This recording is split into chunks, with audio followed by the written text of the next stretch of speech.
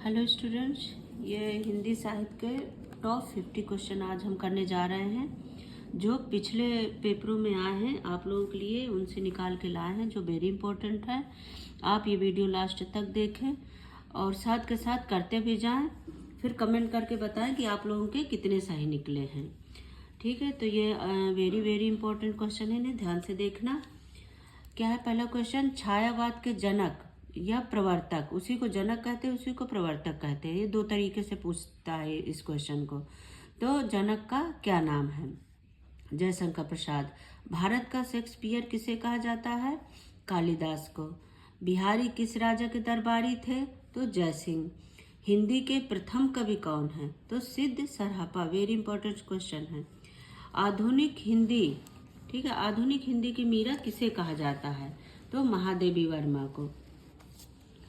आधुनिक हिंदी के जनक कौन है? तो भारतेंद्र हरिश्चंद्र। कलम का सिपाही किसे कहा जाता है? प्रेमचंद जी को। वीर गाथा काल के कवि कौन माने जाते हैं? तो चंद्रवरदाई। ठीक है। हिंदी भाषा का जन्म कहाँ से हुआ? तो अपभ्रंश से। निर्गुण भक्ति काव्य का प्रमुख कवि कौन है? तो कबीरदास। ठीक है, अगला क्वेश्चन क्या है हमारा? ये आप लोगों के वेरी इंपॉर्टेंट क्वेश्चन है, इन्हें जरूर देखें ध्यान से और उनमें कुछ ना कुछ आप लोगों के नंबर बनने ही बनने हैं। ठीक है। महादेवी वर्मा को किस रचना के लिए ज्ञानपीठ पुरस्कार मिला? यामा में।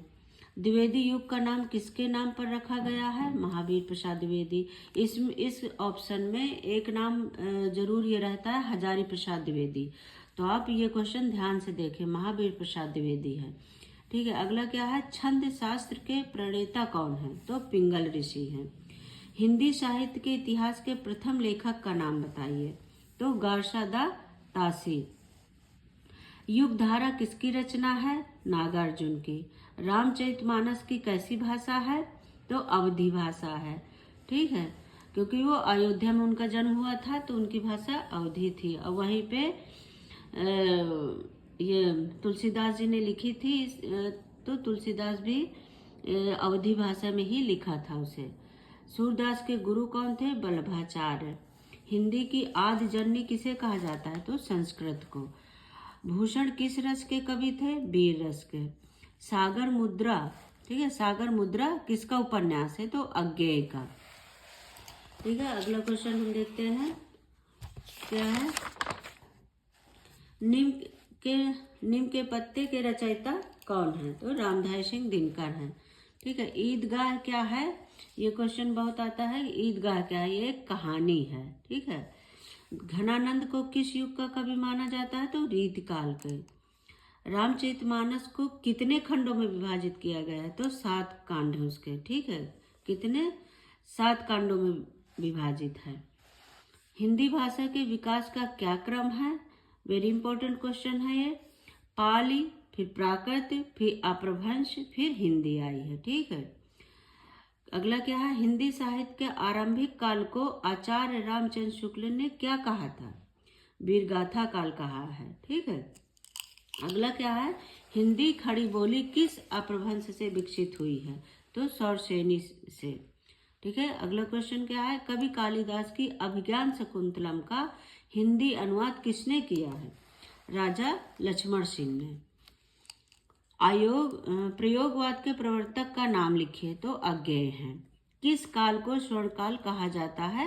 तो भक्ति काल को। वेरी इंपॉर्टेंट क्वेश्चन है, इन्हें आप ध्यान से देखें और साथ के साथ करते भी जाएं और कमेंट करके जरूर बताएं कि आप लोगों के कितने क्वेश्चन इसमें सही निकले हैं। प्रकृति का सुकुमार कवि किसे कहा जाता है? तो सुमित्रा नंदन पंत को। रामलला नहछु के रचनाकार कौन है? तुलसीदास हैं। पंच परमेश्वर, ये 2 तरीके से पूछते हैं कि पंच परमेश्वर के लेखक कौन है? तो प्रेमचंद है।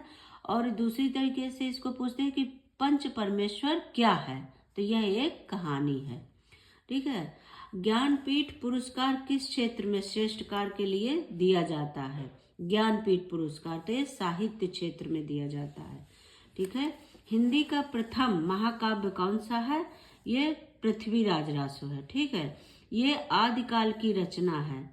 ठीक है, तो इसके रचयिता कौन है? ये कमेंट करके आप बताएं, ठीक है। पृथ्वीराज रासो के। कमायनी किस प्रकार का ग्रंथ है? महाकाव्य है ये। तो इसके रचयिता जयशंकर प्रसाद है, जयशंकर प्रसाद ने लिखा है। खड़ी बोली के सर्वप्रथम लोकप्रिय कवि कौन माने जाते हैं? तो अयोध्या सिंह उपाध्याय हरिऔध, ठीक है। पद्मावत और अखरावट किसकी रचनाएं हैं? वेरी इंपॉर्टेंट क्वेश्चन है। मलिक मोहम्मद जायसी की। एक पद्मावत है और दूसरी क्या है? अखरावट। ये हमने एक साथ लिख दिया दोनों। ये बहुत इंपॉर्टेंट है, इनमें कोई एक जरूर पूछता है। मलिक मोहम्मद जायसी को जायसी क्यों कहा जाता है? क्योंकि वो जायस नामक स्थान के निवासी थे, इसलिए उनको जायसी कहा जाता है। तोड़ती पत्थर कैसी कविता है? तो यथार्थवादी है।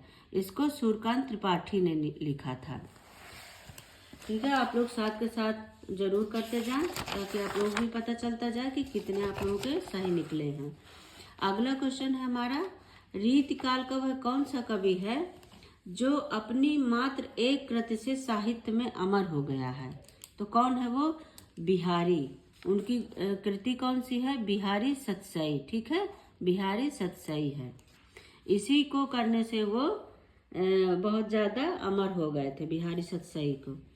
गागर में सागर भरने का कार्य किस कवि ने किया है? तो बिहारी ने किया है, ठीक है। कठिन काव्य का प्रेत किस कवि को कहा जाता है? केशवदास को। जायसी किस धारा के कवि थे?